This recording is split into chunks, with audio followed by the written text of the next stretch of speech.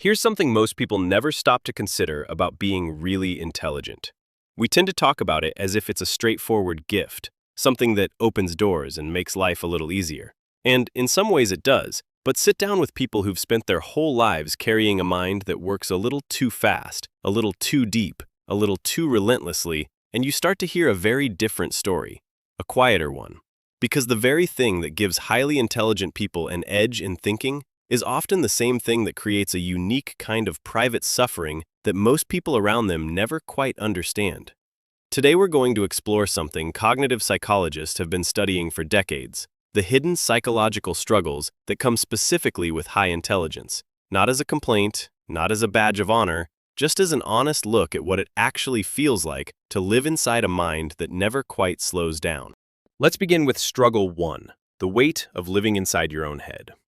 Research in cognitive neuroscience has consistently shown that individuals with higher cognitive ability tend to have more activity in the brain's default mode network, which is essentially the system responsible for internal reflection, mental time travel, and self-referential thinking.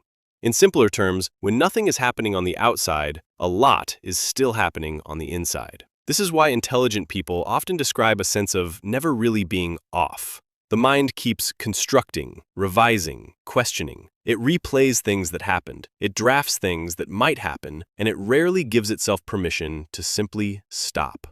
From the outside, this can look like being distracted or anxious. From the inside, it feels like being a passenger in a vehicle that won't let you out. Which brings us to struggle 2, something that's harder to describe because it rarely shows up dramatically.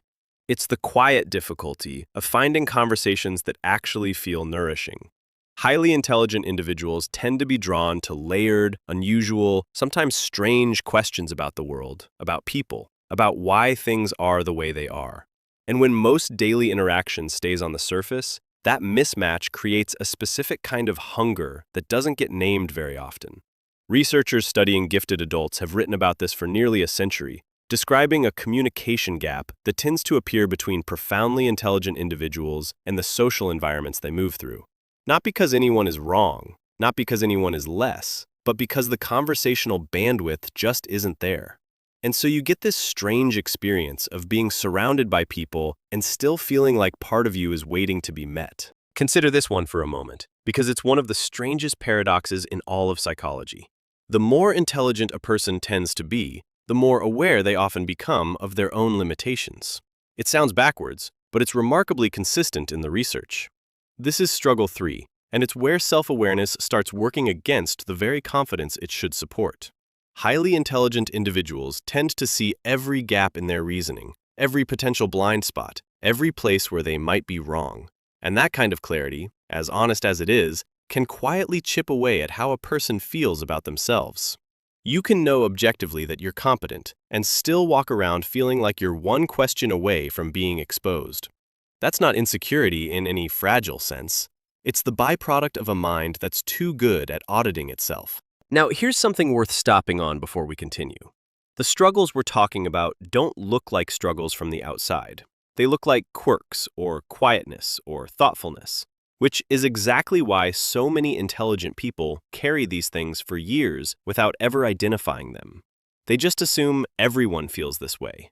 They just assume life is supposed to feel this internally loud. Struggle 4 is a very particular relationship with boredom.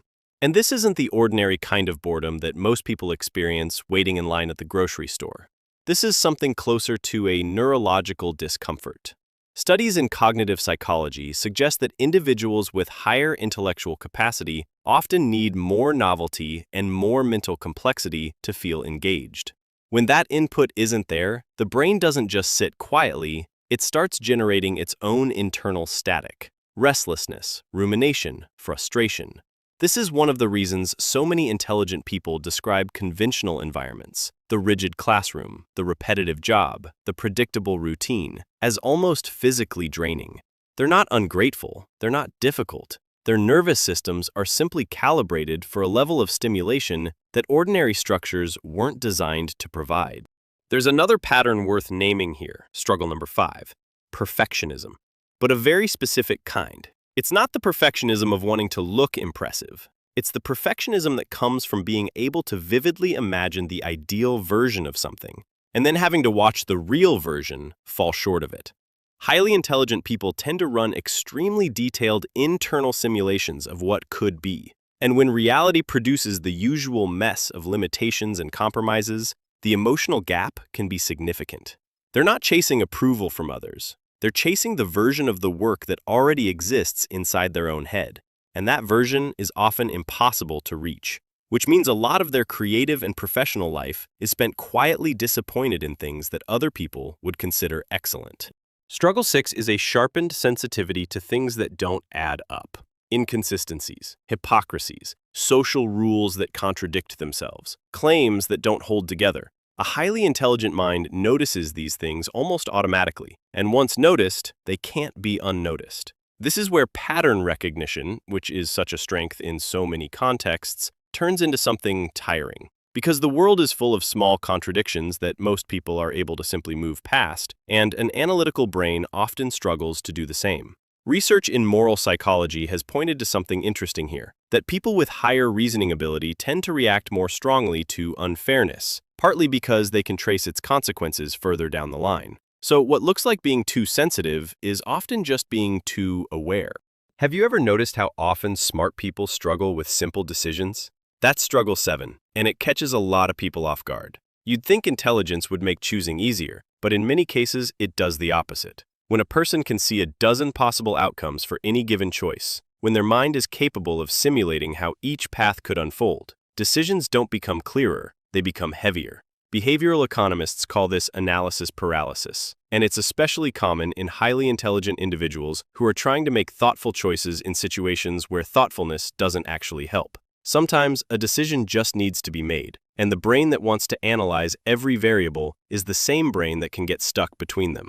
Struggle 8 runs deeper than the others and is harder to articulate. It's the search for meaning that never quite settles. Viktor Frankl, the psychiatrist who survived the concentration camps, argued that the most fundamental human drive isn't pleasure or comfort. It's the need to feel that life matters. And in highly intelligent people, this need tends to run unusually deep. Ordinary definitions of success, the job, the house, the social role, often feel oddly incomplete. Not because these things aren't valuable, but because the mind keeps asking larger questions that don't resolve inside those frameworks. This can create a lingering kind of existential restlessness, a sense that something important is still unfinished, even when everything externally looks fine.